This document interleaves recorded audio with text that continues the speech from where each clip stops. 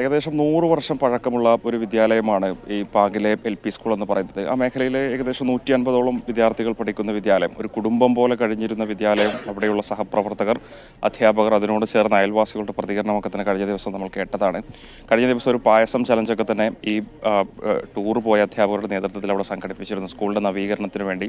അതിൽ നാട്ടുകാരുടെ പങ്കാളിത്തം, അവർ അതിന് സഹകരിച്ചത്, അതിനുവേണ്ടി പണം പിരിച്ചെടുത്തത്, സ്കൂളിൻ്റെ നവീകരണ പ്രവർത്തനങ്ങളുമായിട്ട് മുന്നോട്ട് പോകുന്നത്, നവീകരണ പ്രവർത്തനങ്ങൾക്ക് പ്രധാനാധ്യാപികയായിട്ടുള്ള അജിത ടീച്ചർ നേതൃത്വം കൊടുക്കുന്നത്, അത്തരത്തിലുള്ള വൈകാരികമായിട്ടുള്ള പ്രതികരണങ്ങളൊക്കെ തന്നെ നമ്മൾ കേട്ടതാണ്. ഈ നാട്ടുകാരെ സംബന്ധിച്ച് ഒരു കുടുംബം പോലെ കഴിഞ്ഞിരുന്ന ആ വിദ്യാലയത്തിലെ അധ്യാപകരായിട്ടുള്ള ആളുകളുടെ വിയോഗം എന്ന് പറയുന്നത് അതൊരിക്കലും അംഗീകരിക്കാൻ സാധിക്കാത്തതാണ്, വളരെ ഞെട്ടലുണ്ടാക്കുന്നതാണ്.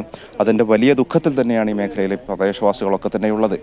എന്തായാലും ഞാനിപ്പോൾ നിൽക്കുന്നത് ഈ പൊതുദർശനം നടക്കാൻ പോകുന്ന ഹയർ സെക്കൻഡറി സ്കൂളിലാണ്. തൊട്ടടുത്ത് തന്നെയുള്ള ഹയർ സെക്കൻഡറി സ്കൂളാണ്. സാധാരണഗതിയിൽ അവിടെ നിന്നും LP പഠനത്തിനൊക്കെ ശേഷം കുട്ടികൾ ഹയർ സെക്കൻഡറി പഠനത്തിന് ശേഷം വരുന്ന വിദ്യാലയം കൂടിയാണിത്. ഇവിടെ വലിയൊരു ഗ്രൗണ്ടിലാണ് പൊതുദർശനത്തിന് വേണ്ടിയുള്ള സജ്ജീകരണങ്ങളൊക്കെ തന്നെ തയ്യാറാക്കിയിരിക്കുന്നത്. ഇവിടെ ഫ്രീസർ ഉൾപ്പെടെയുള്ള സംവിധാനങ്ങൾ എത്തിച്ചിട്ടുണ്ട്. 7 മണി 7:30 സമയത്തോടു കൂടി തന്നെ ഇങ്ങോട്ടേക്ക് മൃതദേഹങ്ങൾ എത്തിച്ചേരുമെന്നുള്ളതാണ് മനസ്സിലാക്കാൻ സാധിക്കുന്നത്. പ്രിയപ്പെട്ടവരുടെ ഏകദേശം 9 മൃതദേഹങ്ങൾ ഈ ഒരു മേഖലയിൽ പൊതുദർശനത്തിനുണ്ടാകും. നിരവധി ആളുകളെ തന്നെ ഈ ഒരു മേഖലയിലേക്ക് പ്രതീക്ഷിക്കുന്നുണ്ട്. കാരണം ഇന്നലെ തന്നെ ഈ വാർത്തയറിഞ്ഞ് വിവരമറിഞ്ഞ് നിരവധി ആളുകൾ ഈ പാങ്ങും സമീപ പ്രദേശങ്ങളിലേക്കൊക്കെ തന്നെ എത്തിയതും നമ്മളോട് സംസാരിച്ചൊക്കെ തന്നെ കേട്ടതാണ്. അപ്പോൾ സ്വാഭാവികമായിട്ടും അവസാനമായിട്ട് പ്രിയപ്പെട്ടവരെ അവസാനമായിട്ടൊരു നോക്ക് കാണുന്നതിനു വേണ്ടി വലിയൊരു ജനത്തിരക്ക് തന്നെ ഉദ്യോഗസ്ഥർ പ്രതീക്ഷിക്കുന്നുണ്ട്. അതിനനുസരിച്ചുള്ള സജ്ജീകരണങ്ങൾ, സുരക്ഷാ സംവിധാനങ്ങളൊക്കെ തന്നെ ഇവിടെ ഒരുക്കണമെന്ന് കൃത്യമായിട്ട് ജില്ലാ ഭരണകൂടം നിർദ്ദേശവും നൽകിയിരുന്നു. ജില്ലാ കളക്ടറുടെ പ്രത്യേക നിർദ്ദേശപ്രകാരം തന്നെ ഇന്നലെ ഇവിടുന്ന് പെരിന്തൽമണ്ണ സബ് കളക്ടർ നേതൃത്വത്തിലുള്ള സംഘം ഇവിടുന്ന് യാത്ര പുറപ്പെടുന്നതും പോസ്റ്റ്മോർട്ടം ഉൾപ്പെടെയുള്ള നടപടികൾ വളരെ വേഗത്തിലാക്കി, അത് ഏകോപിപ്പിച്ച കാര്യങ്ങൾ വളരെ വേഗത്തിൽ പൂർത്തിയാക്കിക്കൊണ്ടേക്ക് തിരിച്ചു വന്നിരിക്കുന്നതും. എന്തായാലും പോസ്റ്റ്മോർട്ടം ഉൾപ്പെടെയുള്ള നടപടികൾ അവിടെ ഇപ്പോൾ നടന്നുകൊണ്ടിരിക്കുന്നു. 7 മണിയോടുകൂടി തന്നെ ഇവിടെ ആംബുലൻസുകൾ എത്തിത്തുടങ്ങുമെന്നുള്ളതാണ് നമുക്ക് മനസ്സിലാക്കാൻ സാധിക്കുന്നത്. ഈ അധ്യാപകരിൽ ഏകദേശം 13 പേരാണ് ഈ ഒരു വാഹനത്തിലുണ്ടായിരുന്നതെന്ന് ഇന്നലെ രാത്രിയോടുകൂടി നമുക്ക് സ്ഥിരീകരിക്കാൻ സാധിക്കുന്നുണ്ട്. ആദ്യഘട്ടത്തിൽ 16 പേരെന്നൊക്കെ തന്നെ പറയുന്നുണ്ടായിരുന്നെങ്കിലും 13 പേർ, അതായത് വാഹനത്തിലുണ്ടായിരുന്ന വാഹനം ഓടിച്ച ഡ്രൈവർ, അതോടൊപ്പം തന്നെ ഇവരുടെ വിദ്യാലയത്തിലുണ്ടായിരുന്ന ഡ്രൈവർ നൗഷാദ് ഉൾപ്പെടുന്ന സംഘം, അതിൽ ചില ആളുകളുടെ മക്കൾ ഉൾപ്പെടെ യാത്രയിലുണ്ടായിരുന്നു. അതിലൊരു കുട്ടിയുടെ മരണവും സംഭവിച്ചു എന്നുള്ളതാണ് നമ്മളെയൊക്കെ തന്നെ ഏറ്റവും വിഷമിപ്പിക്കുന്ന കാര്യവും. എന്തായാലും വലിയ ദുഃഖമുണ്ടാക്കുന്നതാണ് നാട്ടുകാരെ സംബന്ധിച്ച്. അതിൻ്റെ വലിയ ആഘാതം അവരെ സംബന്ധിച്ചുണ്ട്. അതുകൊണ്ട് തന്നെ പ്രിയപ്പെട്ടവർക്ക് വേണ്ടി അവസാന യാത്രയപ്പ് നൽകാനുള്ള എല്ലാ തയ്യാറെടുപ്പുകളും ഇവിടെ പൂർത്തിയായി കഴിഞ്ഞു. ഇനി അവസാനമായിട്ട് അവരെയൊക്കെ തന്നെ ഒരു നോക്ക് കാണുന്നതിന് വേണ്ടിയുള്ള കാത്തിരിപ്പാണ്.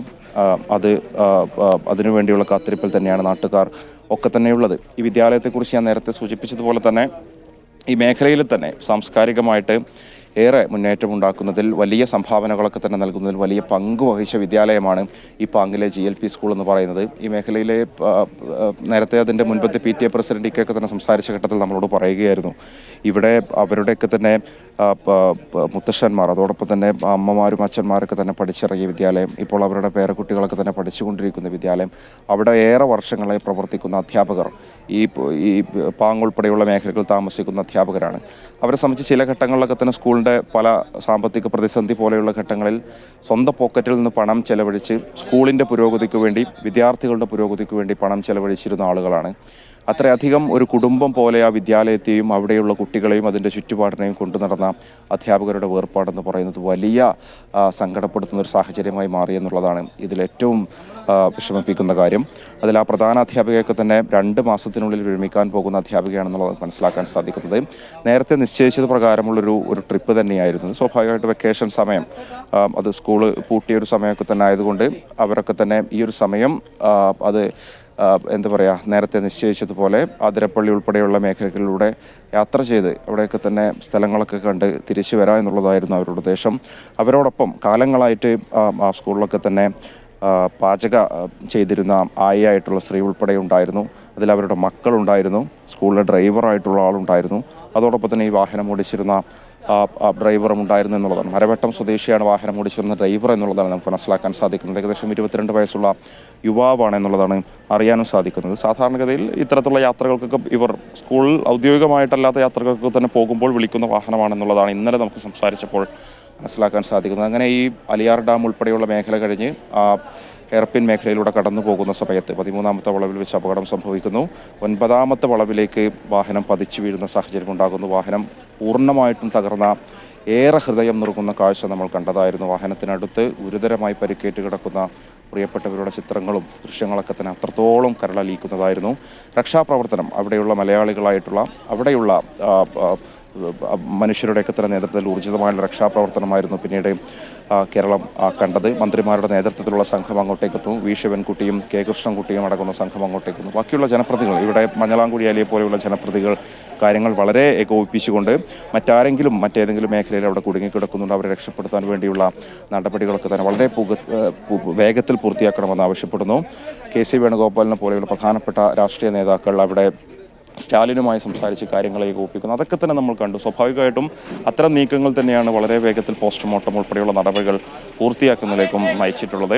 ഇപ്പോഴും ബാക്കിയുള്ള തുടർ നടപടികൾ അവിടെ നടന്നു വരികയാണ്. അപ്പോൾ സ്വാഭാവികമായിട്ടും ഒരു 7 മണി 7:30 കൂടി തന്നെ ഇങ്ങോട്ടേക്ക് മൃതദേഹങ്ങൾ എത്തിച്ചേരുമെന്നുള്ളതാണ് നമുക്ക് നിലവിലെ സാഹചര്യത്തിൽ മനസ്സിലാക്കാൻ സാധിക്കുന്നത്. ഇവിടെയുള്ള എല്ലാ സജ്ജീകരണങ്ങളും പൂർത്തിയായി കഴിഞ്ഞു. മൊബൈൽ ഫ്രീസറുകൾ ഉൾപ്പെടെയുള്ളവ പൊതുദർശനത്തിന് ആളുകൾ വന്ന് ഇവിടെ നോക്കിക്കാണുന്നതിന് വേണ്ടി പ്രത്യേക പന്തൽ ഉൾപ്പെടെയുള്ള സംവിധാനങ്ങൾ ഒരുക്കിയിട്ടുണ്ട്. വലിയൊരു ജനത്തിരക്ക് തന്നെ പ്രതീക്ഷിച്ചുകൊണ്ട് തന്നെയാണ് LP സ്കൂളിൽ നിന്നും ഈ ഹയർ സെക്കൻഡറി സ്കൂളിലെ ഈ മൈതാനത്തിലേക്ക് മാറ്റിയിരിക്കുന്നത്. അപ്പോൾ സ്വാഭാവികമായിട്ടും ചില ആളുകളൊക്കെ തന്നെ LP സ്കൂളിലാണോ പൊതുദർശനം എന്നൊക്കെ ചോദ്യങ്ങളൊക്കെ തന്നെ ഇന്നലെ പറഞ്ഞിരുന്നു. LP സ്കൂളിൽ തൊട്ടടുത്തുള്ള ഹയർ സെക്കൻഡറി സ്കൂളിൽ വിശാലമായ സ്ഥലത്ത് തന്നെയാണ് പൊതുദർശനം നടക്കുന്നത്. എന്തായാലും അത്തരത്തിൽ സജ്ജീകരണ പ്രവർത്തനങ്ങളുമായിട്ട് ഇവിടെ മുന്നോട്ട് പോകുന്ന ഇനി കാത്തിരിപ്പ് തന്നെയാണ്. പ്രിയപ്പെട്ടവർക്ക് വേണ്ടിയുള്ള കാത്തിരിപ്പാണ്. ബാക്കിയുള്ള തയ്യാറെടുപ്പുകളൊക്കെ തന്നെ ഇവിടെ വളരെ തകൃതിയായിട്ട് മുന്നോട്ട് പോവുകയാണ്. ആ നാട്ടിലെ തന്നെ പ്രധാനപ്പെട്ട ഒരു സ്കൂളിലെ എല്ലാവർക്കും പ്രിയപ്പെട്ട അധ്യാപകരാണ് മരിച്ചിരിക്കുന്നത്. അപ്പോൾ ആ നാട് തന്നെ അവസാനമായി ഒരു നോക്ക് അവരെ കാണാനായി കാത്തിരിക്കുകയാണ്. പൊതുദർശനത്തിനായി ഒരുപാട് പേർ എത്തുമെന്നുള്ള പ്രതീക്ഷയാണ്.